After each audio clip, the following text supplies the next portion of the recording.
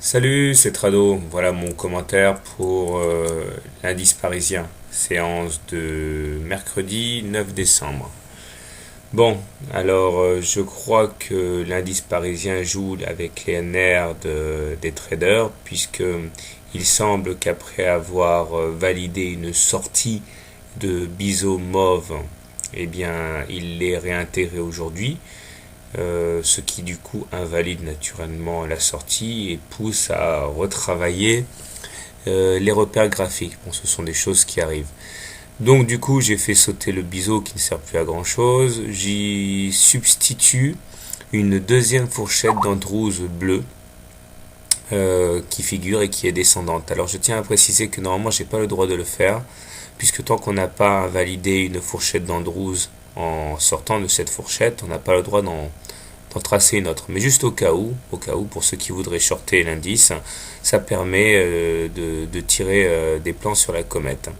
Alors si on devait effectivement abandonner la fourchette d'Andrews rose et opter pour une percussion de la médiane de la fourchette bleue, cela amènerait l'indice vers les 3650 et voire même au contact du bas du canal mauve. À voir.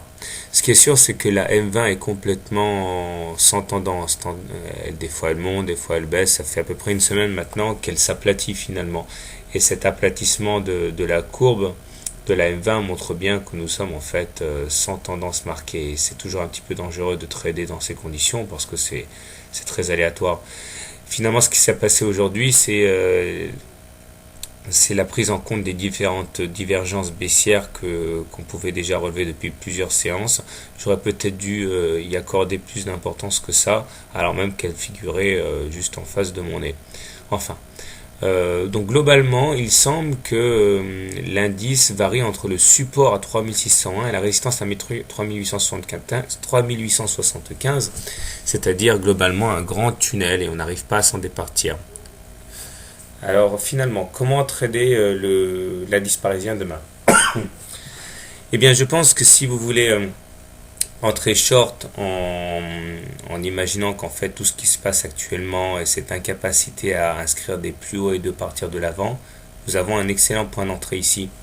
L'idée serait de miser sur un retour sur le bas du canal mauve, voire même plus, sur le support à 3601. Le stop loss devant être mis en cas de clôture en dehors de la fourchette d'Andrews bleue.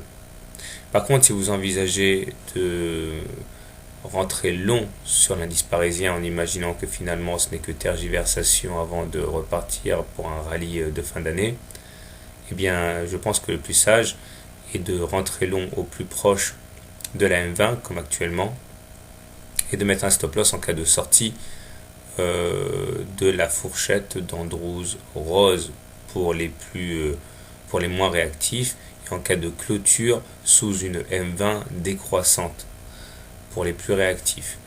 Mais bon, ce sont des situations où effectivement, du fait de l'inclinaison plate de la M20, eh bien, il est très difficile de trader puisque on est vraiment dans l'aléatoire.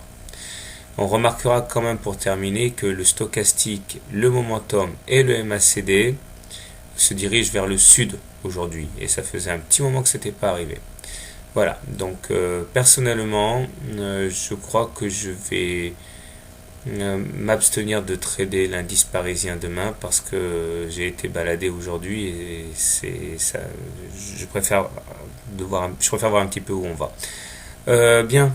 Bonne journée, bonne soirée aussi, bon trade, à demain.